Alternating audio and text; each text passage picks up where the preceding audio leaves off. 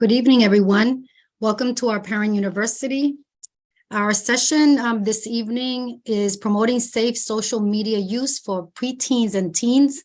We will focus more on middle schoolers this evening. And I am going to now introduce you to Ashley Adams, and I'll have her introduce herself. And Ashley will, present tonight's topic. Again, tonight's topic is promoting safe social media use for preteens and teens. Okay. Hi, everybody. I'm going to share my screen, get it up and ready. Let's see. All right. Good to meet you guys. I am Ashley Adams. I am a practicing doctorate in training within pediatrics and child and adolescent psychiatry through Brown, and I work at Hasbro Children's Hospital as well as Bradley Hospital. And I'm really happy to be here with you guys to share some information that I think is really, really important for the health of our kids and teens. A little bit of a personal note, I am expecting my first child, and my husband is a teacher within the Providence Public Schools. And so we do a lot of talking about our own social media use, how much time we're spending on screens, what we want for our children. From my husband's perspective, how he sees social media, phone use, digital media use affecting his kids in the classroom. So this is an important topic for us all, and I hope we can all learn together something important tonight. Periodically, I'll ask for if there are any questions, and you can feel free to use the Q&A feature to submit any questions at that time as well. All right, let's get started. So first, I'm going to ask for us all to just spend a little bit of time reflecting on our own digital media use as adults. We're then going to move into reflecting on how our children are using social media, review the recommendations from the American Academy of Pediatrics and the American Academy of Child and Adolescent Psychiatrists as they relate to social media use and screen time. We'll consider the positives and the negatives, potential positives and negatives of social media use, and then perhaps most importantly, learn strategies for developing healthy social media use and promoting that within our children. So if anyone would like to, feel free to answer this question within the Q&A feature, and I can kind of read out some of the responses, or we can simply just kind of reflect on our own privately, one word, or just whatever your thoughts are about your own social media use, your own screen time, how much time you're spending on phones, on computers, on various social media websites. What does that look like for you?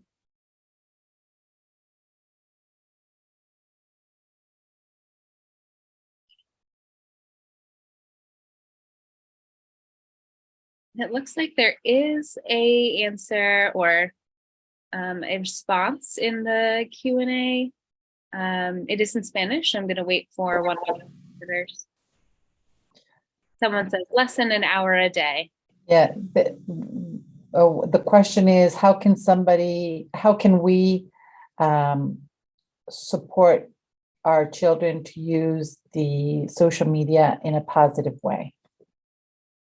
Absolutely. I think that is why we're all here, and is such an important question to be asking in this time of raising children, in this time for being a young person and really knowing no different about how to interact with the world. And I hope today we can talk a little bit about some of the positive ways social media can impact us, some of the potentially negative ways, and what parents and families can do together to move the needle towards more of the positive and less of the negative. I am impressed by this attendee who says less than an hour a day. That's phenomenal. I know for myself, I did not go to school in a time I was probably closer to high school and college before social media really took a prominent place in my life. And however, it didn't take long for it to really infiltrate pretty much every aspect of my life. So definitely I have felt the sense of feeling that pull towards my phone at all times, or before I even notice it's happening.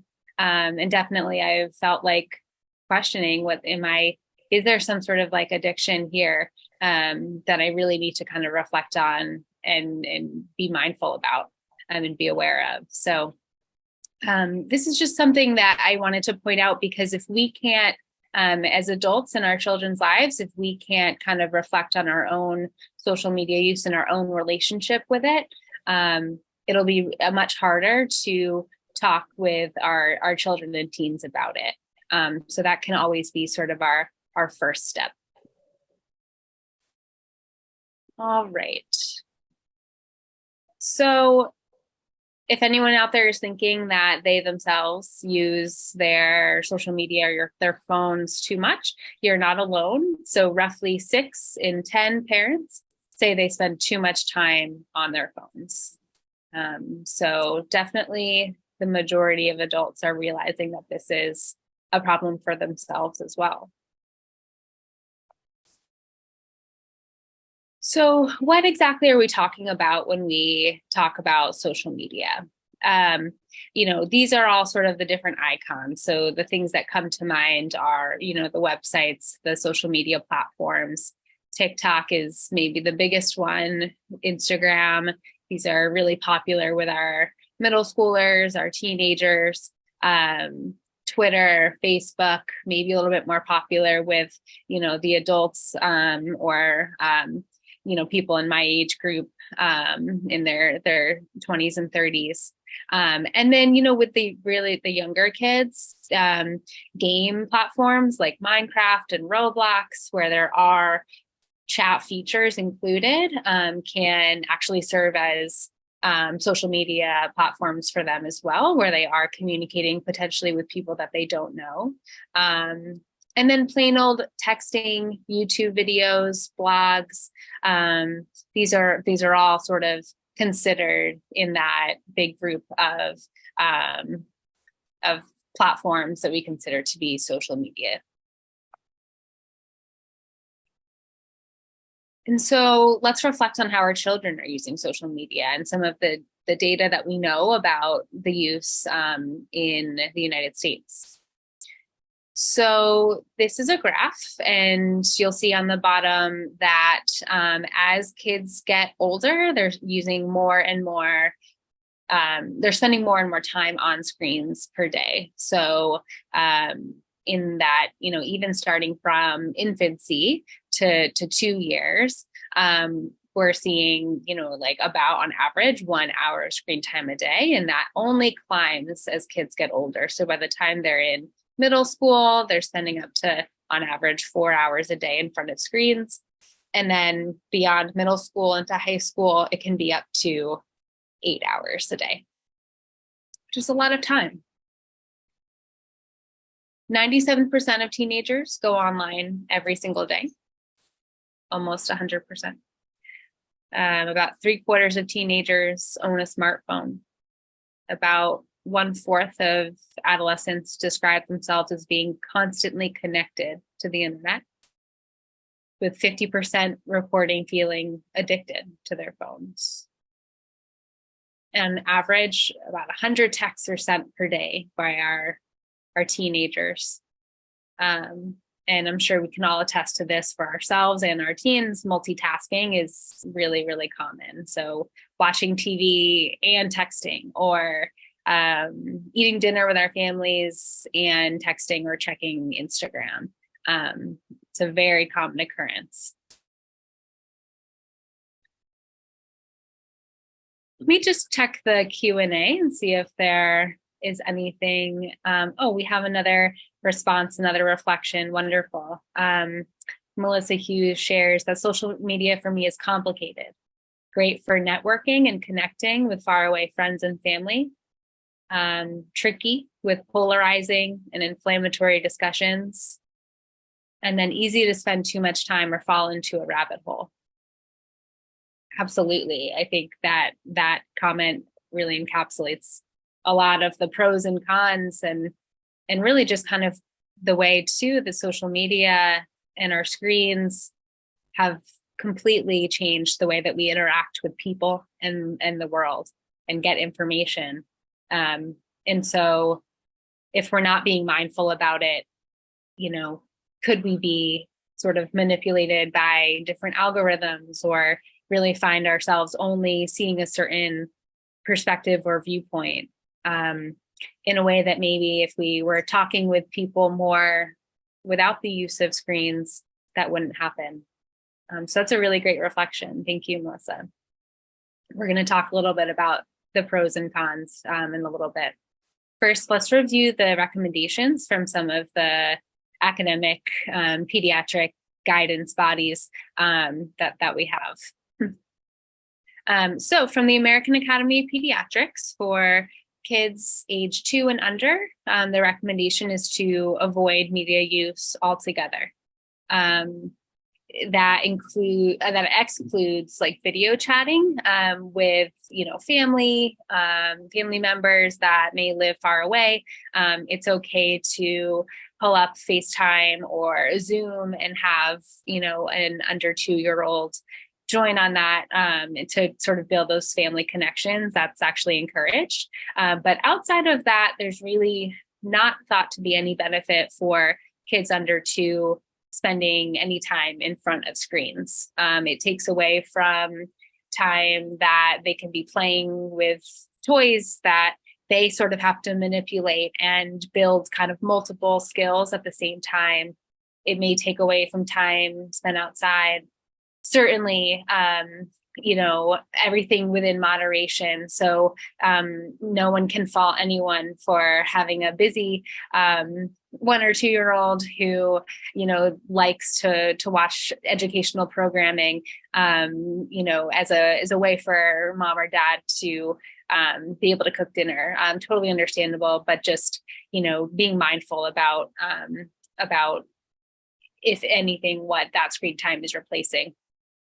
For preschoolers, they recommend no more than 1 hour of educational TV per day.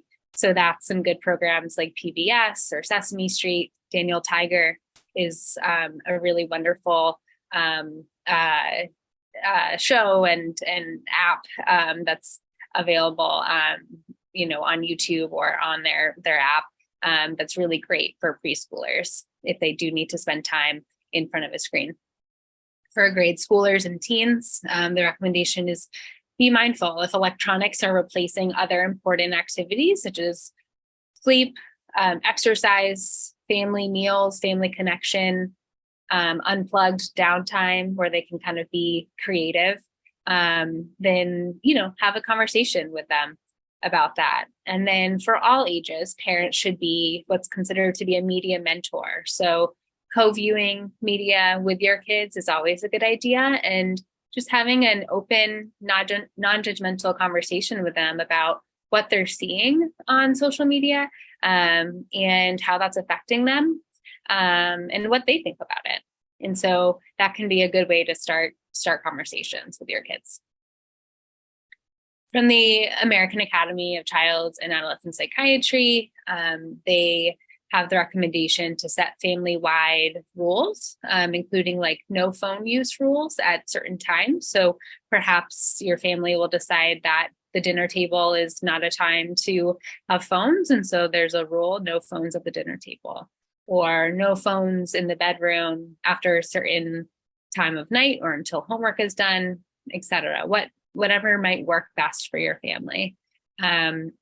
Setting those limits and sticking to them firmly. They recommend following your child's social media and deciding together how you as a parent will interact with your child's social media account. So are you going to comment or like on their posts, or would your teen rather you didn't do that? But having some sort of a sense of what your child is doing on social media and being able to follow those accounts is really important from a safety perspective. So you can see kind of who they're following, and if there are any concerns that come up there. Utilize privacy settings. Educate your children on like oversharing, the concern about what is posted to the internet may stay there forever, and talk about what is private information and what is public information. Oops. And then turning location services off, and then consider age appropriate settings on the internet and apps. All right. Let's talk a little bit about the positives and negatives of social media use. In general, how do we understand right now that social media affects our kids? So I just want to sort of bring up 3 different like fictional cases that sort of may prompt some thought about what are the positives of social media, and maybe how could social media use and screen time be helping a certain child, and what are some of the drawbacks or ways that it might be negatively affecting a child. So consider the case of a 13-year-old boy who spends an hour or 2 on YouTube a night to post his guitar songs and connect with friends from summer music camp. Then consider the case of a 12-year-old non-binary preteen who chats with friends on Roblox and Minecraft for hours after school. And then lastly, a 14-year-old girl who's experiencing depression, and she texts and scrolls on Instagram in bed for hours before finally falling asleep. So maybe just kind of think as we talk about the pros and cons about these 3 sort of fictional cases, and, ask, yourself, what would I maybe want to think about or talk about with this child and their family? We know data is emerging that teens and middle schoolers who spend a lot of time on their phones, actually their brains look differently when we do brain imaging scans than young teens that spend less time on their social media. And so a lot more data needs to be uncovered. It's complicated. It's a little bit of a chicken or the egg situation. What happened first? Is someone a little bit more predisposed to being frequent checkers, as they say, of their social media, and that's why they actually, are using their social media in the way they are? Or is it that frequent checking of their social media is actually changing their brains? We don't know for sure which direction. Maybe it could be a little bit of both. But it is not out of the realm of possibility to think that frequent checking of our phones or our social media accounts or our computers are changing the way that our attention works, or the way that our brain processes information. And is that affecting the way we interact at work? Is it affecting the way that our students and our children are able to show up in the classroom every day? And so more information on this to come, but definitely something to consider. Some potential benefits of social media: so improved social connection, decreased loneliness, keeping up with family and friends who live far away, connecting to teens with similar challenges, whether those be mental health conditions, chronic illnesses within the LGBTQ plus community, possible increase in empathy if you're being exposed to different perspectives that maybe you didn't have exposure to before, involvement in community issues, learning about politics, civics issues, exploration of new topics or art or form of expression. I think YouTube can be really helpful for that. Exposure to different viewpoints, and then potentially, having access to the internet can help with educational activities. A child being really interested in the topic and learning more about that with the internet at their fingertips is potentially a really wonderful thing. And then some potential risks. So we know that children who struggle with attention or mood symptoms, depression, anxiety, potentially aggression, maybe impacted in a negative way if they're spending a lot of time interacting with, people behind a screen, for example, or people that they don't know, or this curated, perfect image of other teens their age that may not really necessarily reflect the reality that they are living in. There's the potential for if a child is spending a lot of time going to their phone for entertainment or distraction. Are they not spending that same time developing other healthier ways to regulate and work through their emotions or communicate what they're feeling? There's the risk of social comparison, and because of that, decreased self-confidence. There's the risk of exposure to inappropriate content about self-harm or suicidality, eating disorders, substance use. We might not be aware that our teens or our preteens are being exposed to that content. But if we are aware and we ask them about it, then we can use that as a conversation jumping off point. The risk of bullying online or cyberbullying, sexual harassment or abuse, the risk of access to misinformation. There's a lot of different sources of information on the internet. Pretty much anyone can post anything. And so are we teaching our young people to consider the source of that information? Frequent social media use and time spent in front of screens can negatively impact academic performance for a number of complicated reasons. It can affect attention, impact sleep. It can mean our children are spending a lot of time in front of screens and sitting down and not spending enough time outside getting exercise. And then there can be safety concerns as well.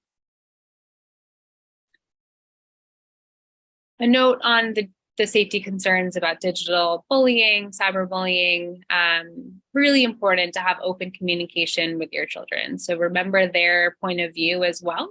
So if you find out that your child is being bullied on the internet, or there are concerns about the way they're using their social media that cause, up some safety concerns, first things first, let your child know that you support them no matter what. And try to see from their point of view, what was going on? What were they hoping to accomplish by, talking to someone that maybe they don't know, in the real life, or someone that lives across the country, or someone that might not be their same age. Don't automatically take away their device, but do start a conversation with them about maybe we need to set some new rules in order to keep you safe. It's a good idea to document everything, especially if cyberbullying is happening, amongst peers at school. Sometimes it can be helpful to have a good record of things that were said and when they were said. Learn about the bullying and sexting laws in your state. Talk to your child about the risks of talking with people online who they don't know in real life. And then you can always consider the option of blocking certain accounts altogether. And just keeping in mind that not all children, not all teens react the same to social media. There are some known vulnerable time periods for girls and people who identify as female, the ages of 11 to 13. So that sort of preteen, middle school time is a really vulnerable and sensitive time for their development of their sense of self and their social interactions. And so it's really not too early to be having these conversations about what they think of social media. What are they seeing on there? For boys, that vulnerable time period for, mood symptoms to develop is closer to a little bit older, 14 to 15. But age isn't the only factor. So if your child is already suffering and struggling with things like depression or anxiety or ADHD, or identifies LGBTQ plus, or are non-binary, or exploring their gender or their identity in any form, they may be a little bit more vulnerable to the effects of social media use. It also might be really helpful for them. So it's really just all about asking and having that communication with your child about what are the pros and cons for them. Every child is different. All right, why don't I check the Q&A before I jump into strategies that we can use for our young people. And I'm going to ask the interpreters to help me out. Sure. So the first one was that it was asked before that there's the amount of hours influences in a negative way, but there's also pages that youth use that parents don't know about. And the other one is asking if there's any department or person that with a professional that can help parents in educating their children on the challenges of social media. But the main thing is without their children becoming aggressive or upset with their parents. So apparently there's an attempt on this parent to talk about this issue, but the child will not listen and they'll feel aggressive. So there any way to help parents deal with that? Absolutely. Yeah, maybe I'll start with the second question first. Certainly, this is a touchy subject. I think teens and young people are probably hearing from their teachers and, all over, from different sources and people in their lives that social media is bad and we need to, it's everything that's wrong with society and the world right now. And, today's young people don't know how to communicate in person. And that's a lot of negativity. I think starting slow with these conversations with our young people and teens. So not necessarily jumping directly to fixes or strategies or changes we need to make within our families, but really starting from a place of listening.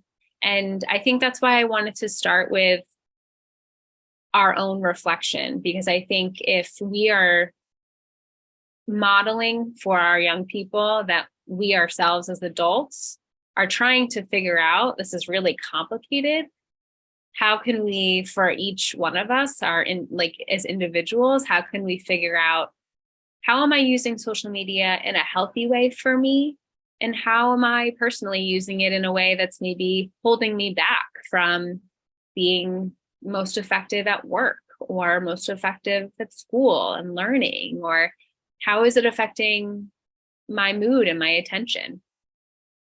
And so I think for parents who maybe come up against and hit that wall with their teen who just doesn't want to hear it or is afraid that, maybe their parent or guardian is going to just take away their phone or their tablet. I think before we even get to that point of what are we going to do about this, start having conversations with your teen and make interventions family-wide. So think about, setting those family norms and family rules for everybody to follow so that it isn't perceived necessarily as a punishment.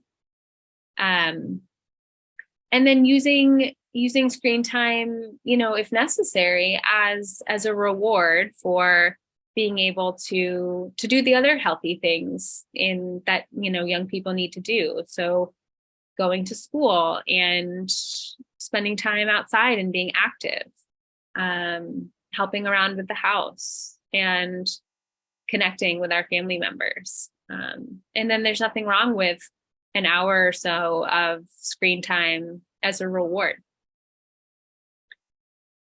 And then just also when thinking about interventions, thinking about they don't necessarily need to be drastic. So anytime we're thinking about behavioral change, if you think about like smoking cessation, for example, it's really hard to be cut off cold turkey.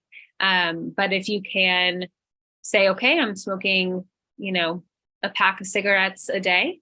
For the next week, I'm going to maybe go down to, decrease the number of cigarettes by a handful, and slowly sort of wean myself off. That could be another strategy that works for you and your team to get to a more healthy place. And the first question actually, I think, disappeared on me, but from what I remember, is a question about, the number of hours time people are spending, teens and young people are spending in front of screens, and the concern that maybe we actually don't even know how many hours our young people are spending, because there are websites and programs that, kids can kind of hide their social media use or get around certain settings and limits that we may set, and that's certainly the case. And then I think the only way we can combat that is to build sort of a relationship of trust and communication, so that when we approach our children about how much time they're spending on social media, they may be less likely to feel the need to lie about it or to hide any of their time that they're spending. So really relationship first, building that relationship of trust and communication. And I think the best way to do that is to model your own reflection about, hey, I'm spending this much time and it's not good. And these are the reasons why I think I need to spend less time on it. And this is how I'm going to help myself do that. What are some ways that we think we can help you to have healthier social media use? All right, let's move forward, and we'll talk about some strategies for healthy social media use and having these conversations. And then we will do maybe a last round of questions. Okay. And I will work on getting these chats away. Okay, so what can parents do? Think about how it's being used, when it's being used by your child, what time of day, and is your child particularly at risk? And then talk about it with them.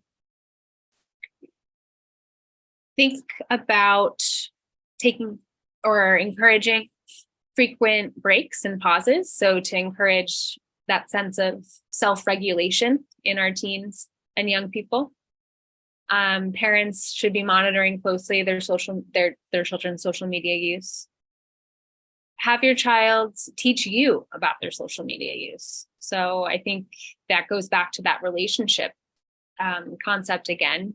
You can approach your child and say, hey, listen, I know this is a really big part of young people's lives, and there's probably so much that I don't know. Help me understand what it is that you do on social media or the internet. Show it to me. I'm intrigued. It obviously is really important to you and fun for you, and I want to learn about it. And then, at some point, maybe say, how can we help you continue to get the positives with less of the negatives? Talk about the digital footprint. So kind of how anytime we put something on the internet, there's a good chance it could be there forever. Model healthy social media use. So talk out loud, say, oh, wow, I just reached for my phone and I don't even need to look at my phone, but my hand just went there. Like, isn't that wild? And say out loud, I'm putting my phone in the other room right now. I'm spending too much time on it. I need to retrain my brain a little. And then there's something called the Family Media Use Plan, which I will talk a little bit more in detail later on.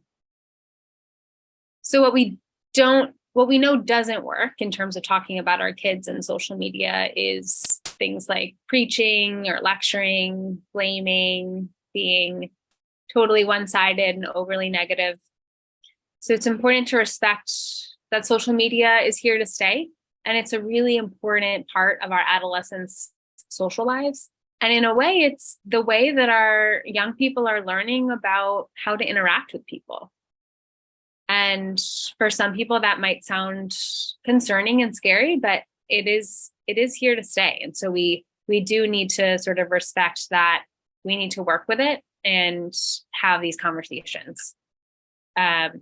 Explain your thoughts about your child's social media use. So having those open conversations, and then praise any strengths that they have and improvement. So even small improvements, that goes a long way. Praise for kids goes farther and works more effectively than negativity. So praise the changes that you want to see. And then taking this mindfulness-based approach. So are there certain times of day where you reach for social media more often? For some people, it's maybe first thing they wake up in the morning and they spend time scrolling and not enough time getting ready for school. Or on the flip side, maybe they're bringing their phone to bed with them and they're on their screens, and that's impacting the sleep that they're able to get, which then means they have a tough day in school the next day. So being mindful about what are my personal sticking points. Asking for ourselves, asking our children to think about, how do you feel when you spend hours scrolling on your screens or gaming for a long period of time? In what ways does social media help you? And in what ways does social media make things harder for you? Some ways to start some conversations with your teens, asking what are some of the benefits of your social media use, downsides. Can you tell me about a time someone was mean to you online? What would you do if someone started calling you names on Instagram? Or why do you think it's sometimes easier to write mean things online than to say them in real life? So these are maybe some questions that you can ask your middle schoolers, your teenagers, to get the ball rolling and their wheels spinning about what they think about this. Some interventions to think about specifically so that social media doesn't impact their sleep negatively. Everyone really recommends limiting it before bed.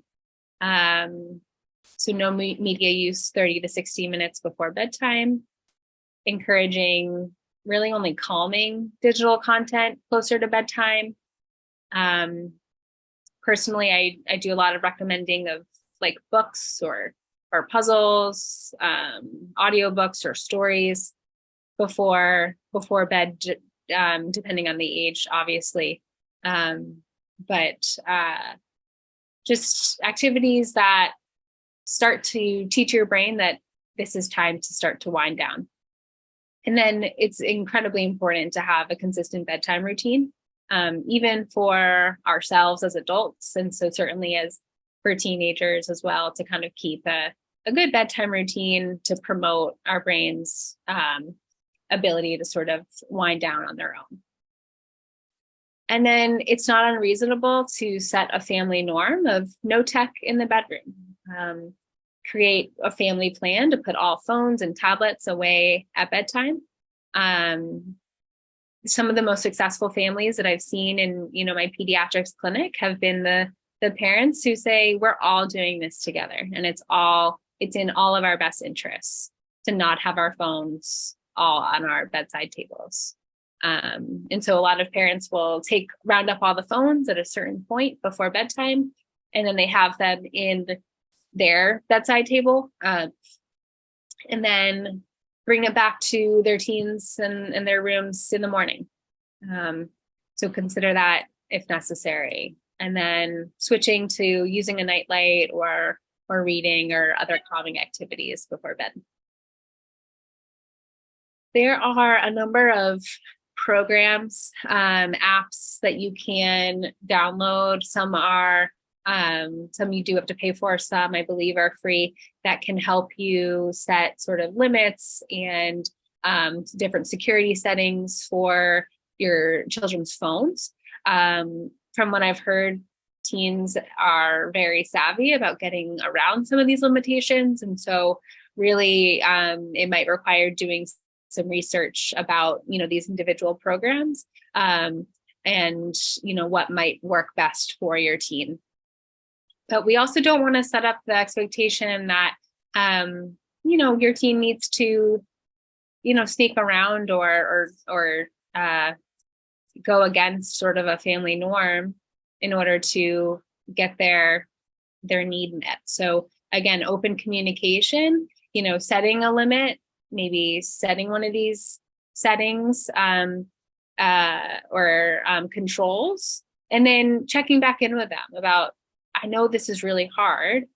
This is our rationale for wanting to do this as a family. And tell me what's the hardest part about it. And maybe we can brainstorm about how to make that more tolerable for you. The iPhone, I know a lot of people have iPhones. That program in particular has an ability to create like time limits for individual apps. I use it myself for Instagram, and it can be really effective. It's, if anything, just kind of like a good reminder of like, hey, do you realize you've hit 30 minutes a day or an hour a day on this one app? And it can kind of be a prompt to take a little bit of a pause. And in some instances, if you want to say, that's it, you can't go on that app anymore until tomorrow. So that can be an effective tool as well that's embedded into the iPhone. So in summary, social media isn't going anywhere. As adults, we're really important models and source of limits for our children and teens. And children really respond well to consistency. Maybe not at first. They might, when a limit is set or an expectation is set, they might really kind of push up against it at first.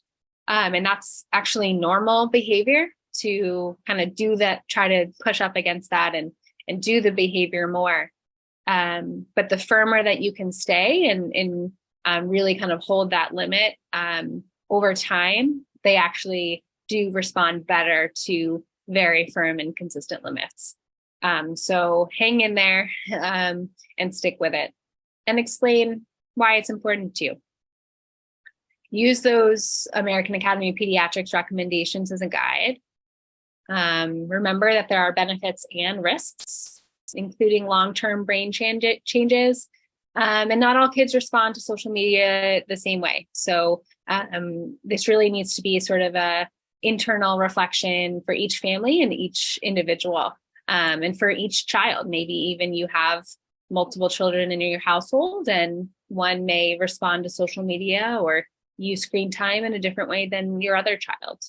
So it really needs to be kind of a thoughtful conversation about how are we affected individually.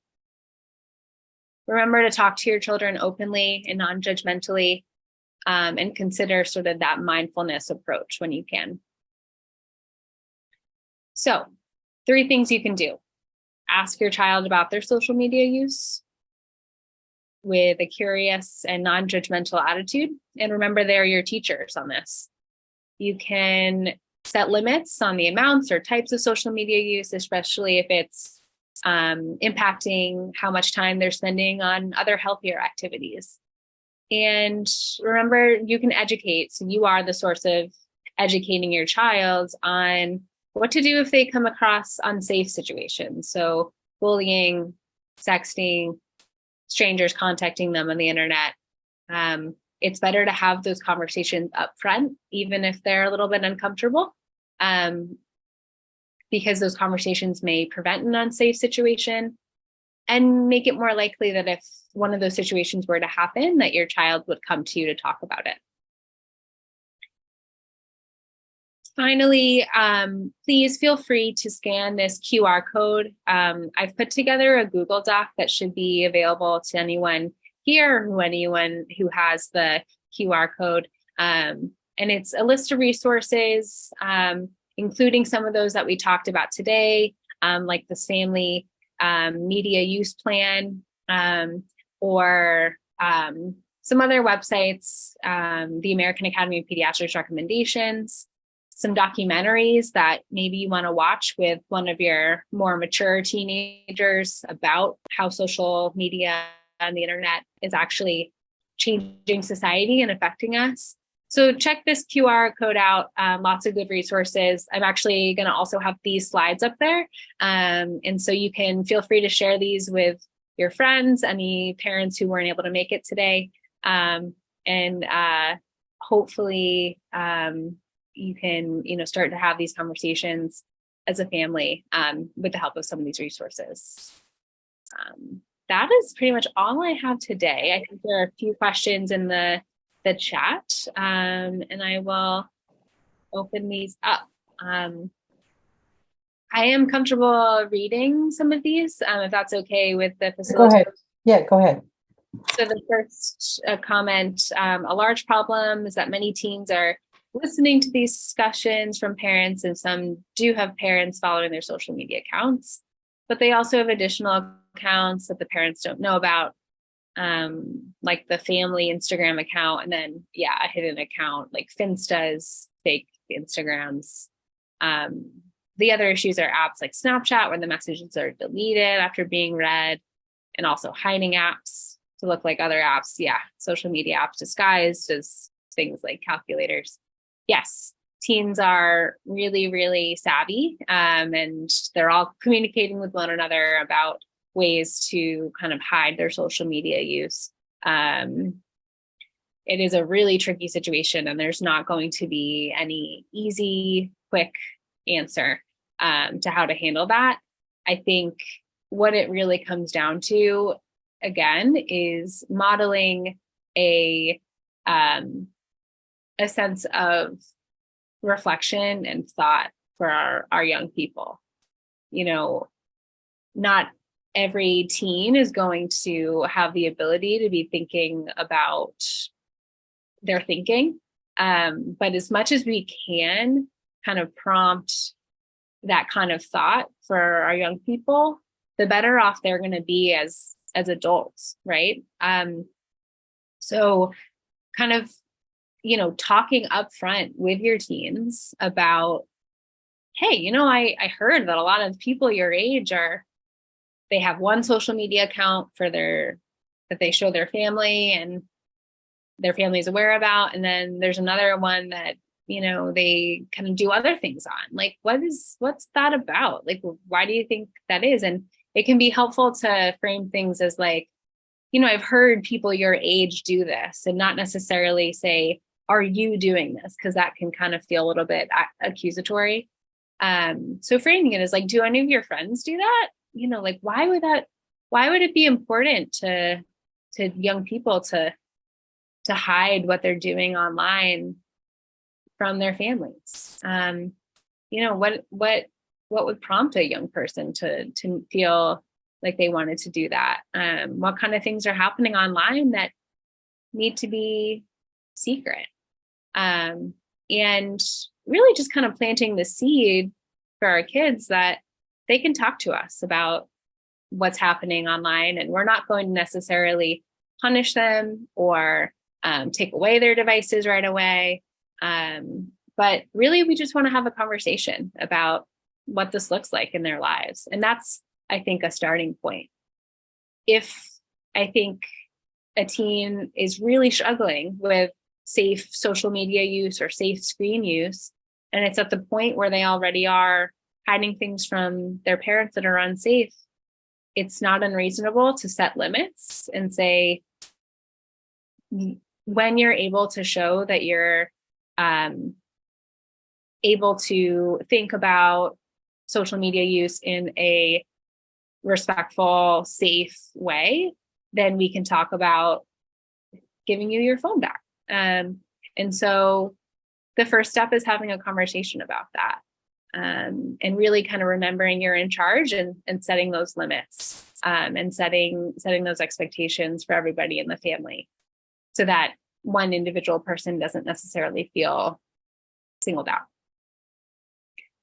But yes, very tricky topic. And I think something everyone, in this space is really trying to figure out these days.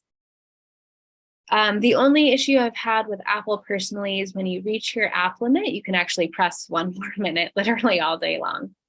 Yes. I hate to admit, yes, I already have had that issue personally. And I haven't looked into specifically how is there a way that you can like totally block the app for a second, and for the rest of the day rather. And so right now it just gives me like you've been using it for 30 minutes and you can either accept and get 15 more minutes or ignore the prompt for the day. And so that's why I said, at this point, it really serves for me as a little reminder of like, wow, you are using it for too long. I don't know yet if, and I can look into this and maybe share it on the Google Drive, whether or not you can completely block an app altogether, with like one swoop after 30 minutes, for example, or after an hour. I'll try to look into that with Apple. If it's not possible, they really need to be working on that, to make this easier for parents and teens to promote some healthy habits. The documentary, The Social Dilemma, is a really, really fascinating one about, they talk a little bit about how the ownership of this problem and the potential solutions really sort of need to come from these big behemoth companies like Apple and Facebook and Twitter and Instagram, because things like that, there need to be ways that we can kind of curb any of these negative effects on our kids. And our kids are going to be the adults of tomorrow. So if we want a healthy adult population, we need to be investing the time in this directed towards our children. Somebody said they especially appreciated the tips on how to model good behavior, have thoughtful conversations, reminders that there can be benefits for social media use as well. Absolutely. And I think that's a great way to lead in with teens, right? Because every day, all day, they're being with the negatives of everything they're doing, and they're not, paying attention enough in school. And so really remembering that we all as humans need positive reinforcement and to feel like we're being acknowledged for our strengths and the good things and the effort that we put in to make things better for ourselves. And that's a great way for parents to kind of align themselves with their teens and say, hey, I know there are some really good reasons why we use this social media and why we spend time on screens and are connected so much. And how can we maximize those benefits and minimize the drawbacks? And then the last one in Spanish, again, asking if there's a place where you can bring your youth to speak with professionals about it, because it seems like the parent is not getting through to them and they would like to have a professional be able to speak to their child. Absolutely.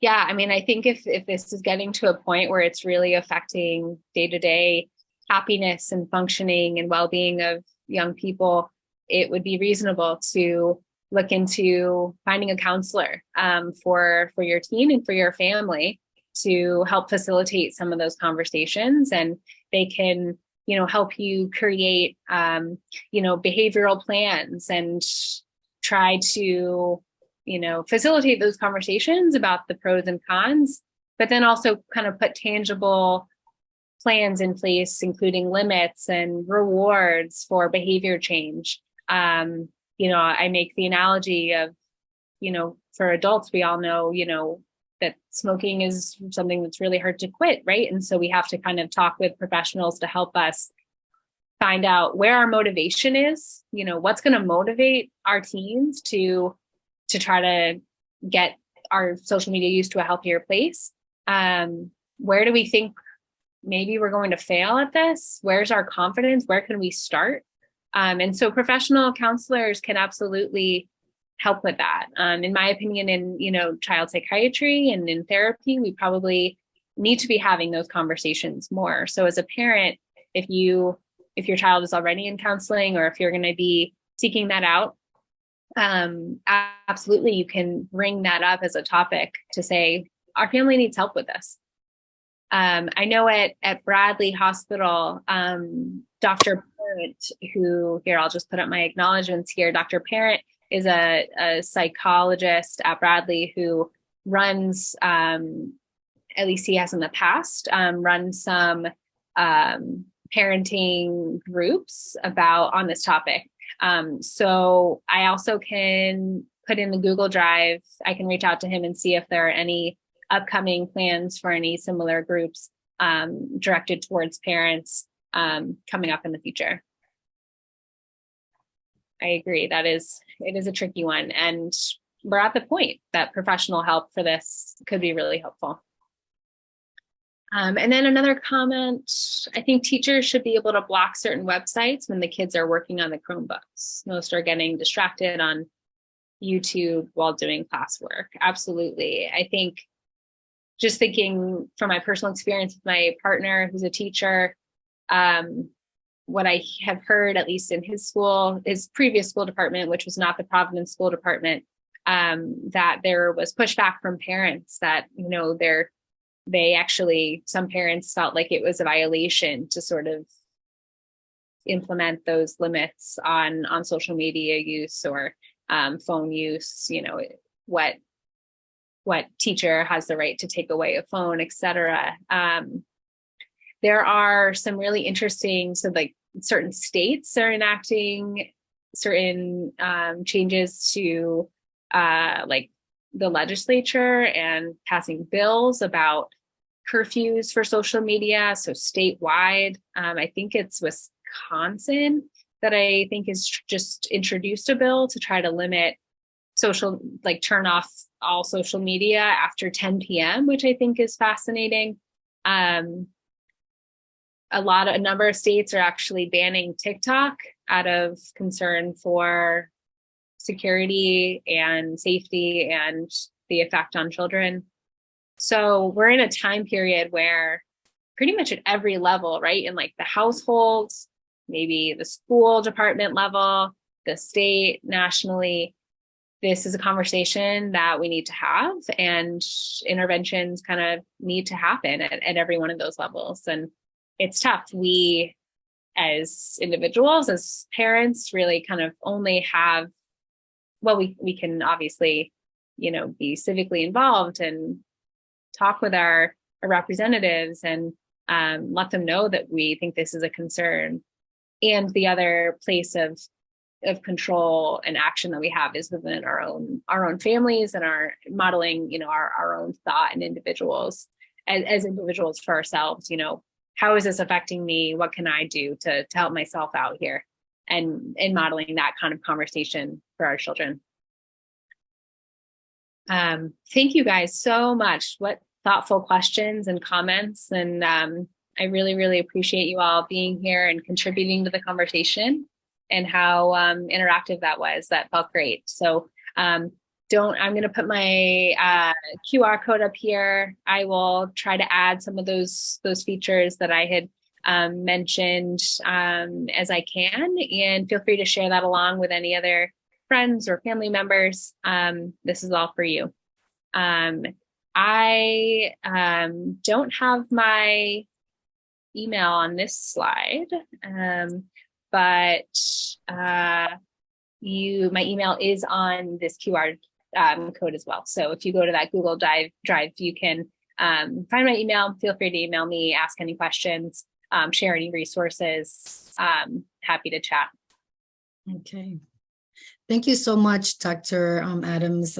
This has been a very eye-opening conversation for many that are on the call. I think that, the information that you've shared has been very thoughtful, and of course, meaningful for, all our parents. And so in the future, and I'm hoping that you'll be available to again, share this information.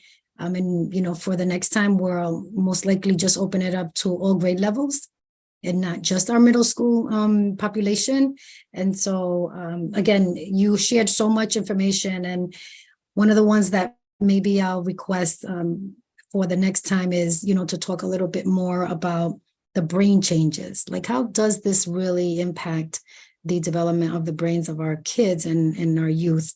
And again, we didn't talk about it, but I'm sure that this is also, affecting the eyesight, right? So the more, you're on screen time, the more, you will be affected in terms of your eyes. So I really appreciate all the information that you've shared. And again, as a few of our participants have shared as well, they really appreciate all that you were able to provide for us today, including the information that you shared there in the QR code. So truly appreciate that. Of course. Yeah. Thank you guys for having me. Happy to come back anytime and chat. Wonderful. Wonderful. Thank you so much. So Dr. Adams, you can, move on with your day. We're going to move on now just to our raffle and ending our session this evening. Thank you so much. Thank you, guys. Thank you, Doctor. And again, for anyone who might have a question or concern, and you just need a little bit of guidance, our office is here to help. So please make sure that you reach out to us. You can always call our office 401-456-0686.